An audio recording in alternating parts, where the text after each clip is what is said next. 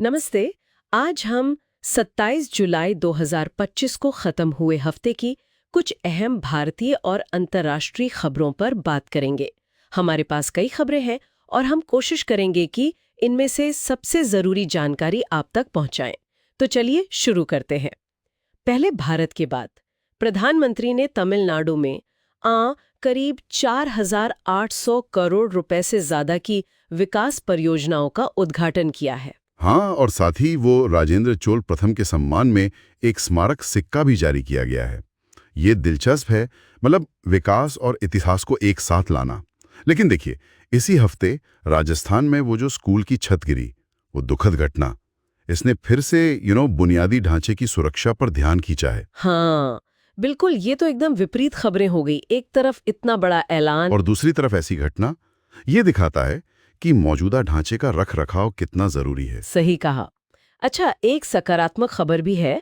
भारत ने पेट्रोल में 20% इथेनॉल मिलाने का लक्ष्य समय से पहले हासिल कर लिया है। हाँ, ये ऊर्जा और पर्यावरण दोनों के लिहाज से एक बहुत बड़ा मील का पत्थर है। बिल्कुल, ऊर्जा स्वतंत्रता की दिशा में एक कदम। हाँ, और ये पर्यावरण के प्रति हमारी प्रतिबद्धता भी दिखाता है।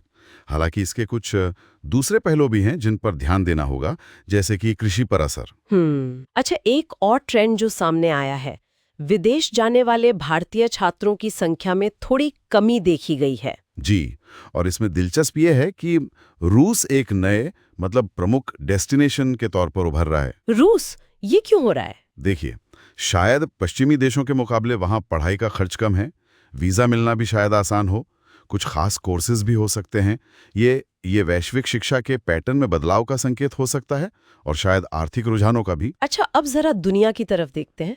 गाजा में इजराइल ने सहायता के लिए सामरिक विराम की घोषणा तो की है। हाँ, लेकिन ये सीमित है और लड़ाई रुकी नहीं है।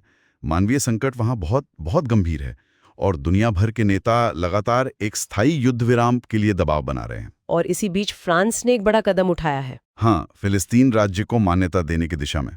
ये एक अहम कूटनीतिक डेवलपमेंट है। बिल्कुल।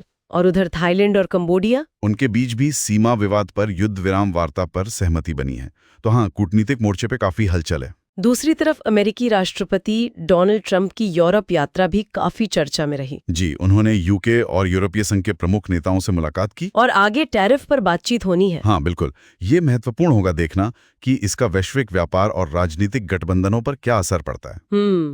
और दुनिया भर में दूसरी चिंताएं भी हैं। हाँ, जैसे तुर्की के जंगलों में वो भयानक आग, म्यांमार में भूकंप, और अमेरिका, ईरान, यूक्रेन में भी हमले हुए हैं।